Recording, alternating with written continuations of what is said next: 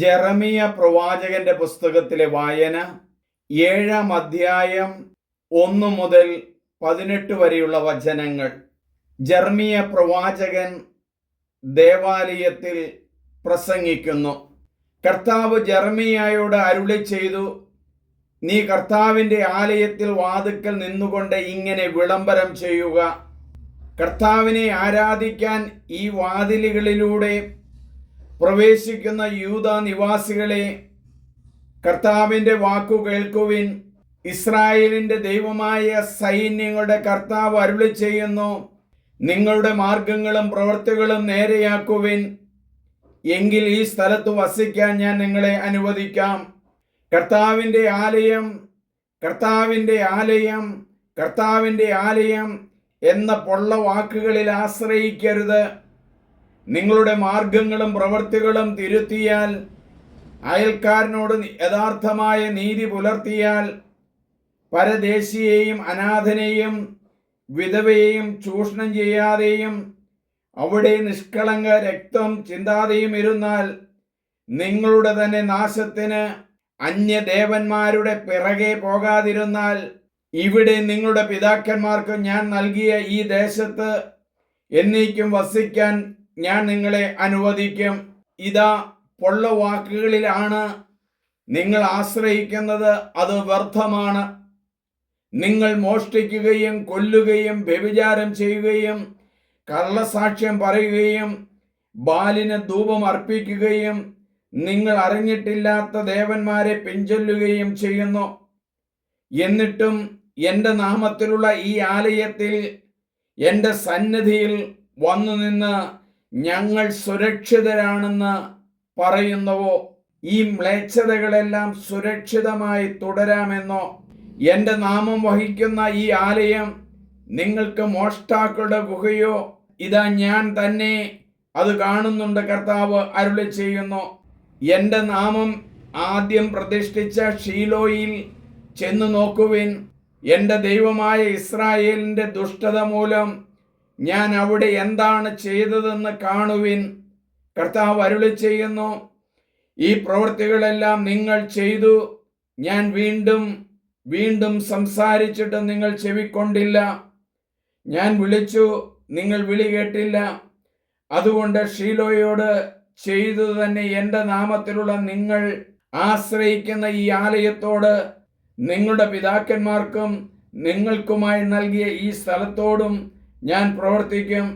നിങ്ങളുടെ സഹോദരങ്ങളായ എഫ്രായിം സന്തതികളെ പുറന്തള്ളിയതുപോലെ നിങ്ങളെയും ഞാൻ സന്നിധിയിൽ നിന്ന് പുറന്തള്ളും. ഈ ജനത്തിനു വേണ്ടി നീ പ്രാർത്ഥിക്കരുത്. അവർക്ക് വേണ്ടി നിലവിളിക്കുകയോ യാചിക്കുകയോ വേണ്ട. അവർക്ക് വേണ്ടി എൻ്റെ മുമ്പിൽ നീ മാധ്യസ്ഥം പറയരുത്. ഞാൻ നിന്റെ അപേക്ഷ കേൾക്കുകയില്ല. യൂദായിലെ നഗരങ്ങളിലും ജെറൂസലേമിലെ തെരുവീഥികളിലും അവർ ചെയ്യുന്നത് എന്തെന്ന് നീ കാണുന്നില്ലേ? ആകാശരാജ്ഞിക്ക് സമർപ്പിക്കുന്നതിന് വേണ്ടി അപ്പം ചുടാൻ കുഞ്ഞുങ്ങൾ വിറക് വിറക്കുന്നു. പിതാക്കന്മാർ തീ ഊതുന്നു. സ്ത്രീകൾ മാവ് കുഴയ്ക്കുന്നു. എന്നെ പ്രകോപിപ്പിക്കാൻ വേണ്ടി അവർ അന്യദേവന്മാർക്ക് പാനീയ നൈവേദ്യം ഒഴുക്കുന്നു. നമുക്ക് പ്രാർത്ഥിക്കാം. ദൈവമേ, അങ്ങയുടെ തിരുമുമ്പിലേക്ക് ഞങ്ങളെ തന്നെ സമർപ്പിക്കുന്നു. ജെറമിയ എത്രയോ കൃത്യമായ വചനങ്ങളാണ് ദേവാലയത്തിൽ നിന്ന് പറയുന്നത്. ദേവന്മാർക്ക് അപ്പം ചുട്ടുകൊടുക്കാനായി കുഞ്ഞുങ്ങളെ കൊണ്ട് വിറക് പറക്കുകയും സ്ത്രീകൾ മാവ് കുഴയ്ക്കുകയും പുരുഷന്മാർ അപ്പം ചുടുകയും ചെയ്യുന്നു. ഈ നൈവേദ്യങ്ങളാണോ നിങ്ങൾ യഹോവയ്ക്ക് നൽകുന്നത് എന്നുള്ള വലിയ സന്ദേശമാണ് നൽകുന്നത്. അതുകൊണ്ട് വരുവാനിരിക്കുന്ന തിന്മകള്, ബുദ്ധിമുട്ടുകള്, പ്രയാസങ്ങള്, സ്വന്തം രാജ്യം നഷ്ടപ്പെടുന്നതൊക്കെ ഇവർ കാണുന്നു.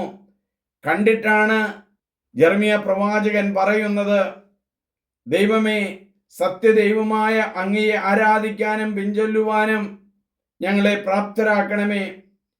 മോഷണത്തിൻ്റെയും വ്യഭിചാരത്തിൻ്റെയും കൊലപാതകത്തിൻ്റെയും കള്ളസാക്ഷ്യത്തിൻ്റെയും ബാലെന്ന ദേവന് ധൂപം അർപ്പിക്കുകയും ചെയ്യുന്നല്ലോ. ഇതുപോലെയുള്ള പാപങ്ങൾ വെച്ച് ഉറപ്പിക്കാവുന്നതല്ല എന്ന് പ്രവാചകനോട് പറയുന്നു, ഇന്ന് ദൈവത്തിൽ വിശ്വസിക്കുന്ന വചനം പഠിക്കുന്ന എല്ലാവരും സത്യസന്ധമായ കർത്താവിൻ്റെ വാതിലിലൂടെ പ്രവേശിക്കട്ടെ. കർത്താവിൻ്റെ വാതിൽക്കൽ നിന്നുകൊണ്ടാണല്ലോ ജെറമ്യാ പ്രവാചകൻ വചനം പറയുന്നത്, സന്ദേശം നൽകുന്നത്. ആ മക്കൾ സ്വീകരിച്ചില്ല എന്ന് ഞങ്ങൾക്കറിയാം. ദൈവമേ, ദേവാലയത്തിന് മുമ്പിൽ എത്തുമ്പോൾ ദേവാലയത്തിന് മുമ്പിൽ ആചാരം ചെയ്യുവാൻ, തല കുനിക്കുവാൻ, പ്രാർത്ഥിക്കുവാൻ ഞങ്ങളെ പഠിപ്പിക്കണം. അതിനുവേണ്ട അനുഗ്രഹത്തിനായി ഞങ്ങൾ പ്രാർത്ഥിക്കുന്നു. ദൈവമേ നന്ദി, ദൈവമേ ആരാധന. ഏറ്റവും സ്നേഹമുള്ളവരെ, നിങ്ങളെല്ലാവരും ഇത് ഷെയർ ചെയ്യണം, മറ്റുള്ളവർക്ക് കൊടുക്കണം. ദൈവവചനത്തിലൂടെ ആയിരങ്ങളെ ദൈവത്തിലേക്ക് അടുക്കട്ടെ.